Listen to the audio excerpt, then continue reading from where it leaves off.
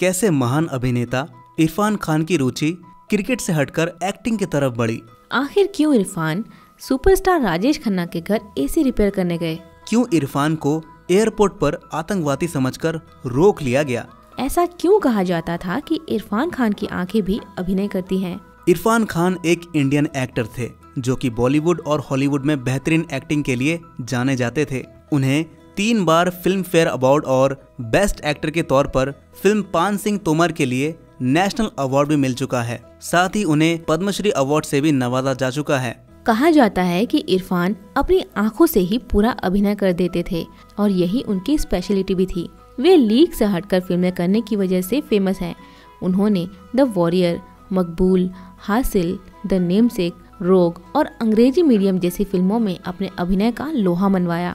दोस्तों, इरफान खान का जन्म 7 जनवरी 1967 को टोंक, राजस्थान में हुआ था। इनके पिता का नाम साहबजादे यासीन अली खान और मां का नाम सईदा बेगम था। उनके पिता एक टायर का बिजनेस चलाते थे। परिवार के पास जमीन जायदाद तो थी, लेकिन पिता का ज्यादा समय शिकार करने में बीतता था। इसीलिए इरफान ने खुद अपने पैरों पर खड़ा होने के लिए स्कूली दिनों से ही पैसे कमाना शुरू कर दिया। जब इरफान स्कूल में थे तब उन्हें साइकिल खरीदनी थी, पर पैसे नहीं थे।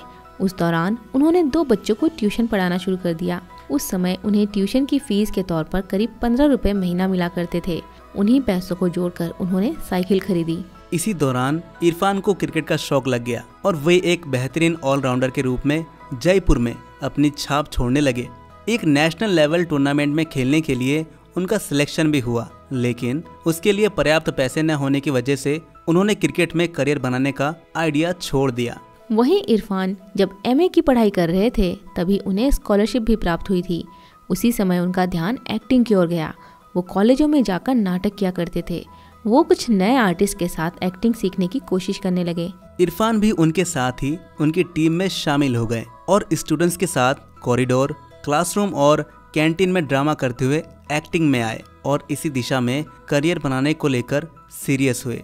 फिर उनकी मुलाकात national school of drama NSD के एक शख्स से हुई। इरफान ने दिल्ली के नेशनल स्कूल ऑफ ड्रामा में एक्टिंग कोर्स के लिए एडमिशन ले लिया और थोड़े ही समय बाद उनके पिता का निधन हो गया।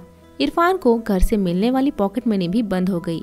ऐसे में उन्हें कुछ सहारा उनको मिलने वाली स्कॉलरशिप ने दिया और स्ट्रेंथ दी उन्हीं की एक क्लासमेट सुतापा सिकदर ने, जिनसे बाद में इरफान ने शादी की। कोर्स पूरा करने के बाद इरफान सुतापा के साथ मुंबई आ गए। इरफान जब पहली बार मुंबई पहुंचे तो अपना खर्च चलाने के लिए उन्होंने एयर कंडीशनर रिपेयर करने का काम भी किया था। एसी की मरम्मत के लिए वे जिन घरों में जाते थे उनमें एक घर सुपरस्टार राजेश खन्ना का भी शामिल था। फिर यहाँ उन्हें कुछ सीरियल में काम मिला। उनके कैरियर की शुरुआत टेलीविजन सीरियल से हुई थी। अपने शुरुआती दिनों में वे चाणक्य, भारत एक खोज और चंद्रकांता जैसे सीरियल में दिखाई दिए। इरफान के फिल्मी करियर की शुरुआत 1988 में फिल्म सलाम बॉम्बे में एक छोटे से रोल के साथ हुई। वहीं 1990 में बनी फिल्म एक डॉक्टर की मौत से इरफान अपनी पहचान बनाने में कामयाब हो गए। फिर धीरे धीरे उन्हें काम मिलने लगा। देखते ही देखते एक दशक का सफर बीत गया, पर स्टारडम नहीं मिला। इसके बाद 2003 में इरफान खान की फिल्म हासिल रिलीज हुई और इसके ठीक बाद मकबूल। इन दोनों फिल्मों ने उन्हें वो फेम दिलाई जिसके वो हकदार थे और इन दोनों ही फिल्मों के बाद इरफान के फिल्मी सफर की गाड़ी तेज रफ्तार से चलने लगी। उन्होंने न सिर्फ बॉलीवुड बल्कि कई हॉलीवुड फिल्मों में भी काम करके अपने अभिनय का लोहा मनवाया। साल 2008 में इरफान ने superhit Hollywood film Slumdog millionaire में एक्टिंग की। इसके अलावा उन्होंने Hollywood film the amazing Spiderman, Jurassic world और इन्फर्नो जैसी फिल्मों में काम किया।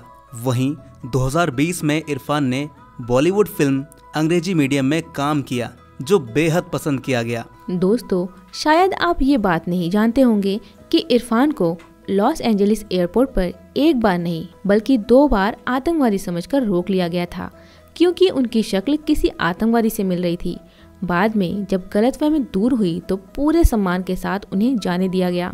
वहीं जब इरफान खान को पता चला था कि उन्हें न्यूरो एंड्रोक्राइन ट्यूमर है, तब उन्हें खराब हेल्थ को लेकर मुंबई के कोकिलाबेन अस्पताल में भर्ती कराया गया। यहीं पर उन्होंने 53 साल की उम्र में 29 अप्रैल 2020 में दुनिया को अलविदा कह दिया। दोस्तों, इरफान फिल्मों में अपने रोल को लेकर बहुत ज़्यादा मेहनत करते थे।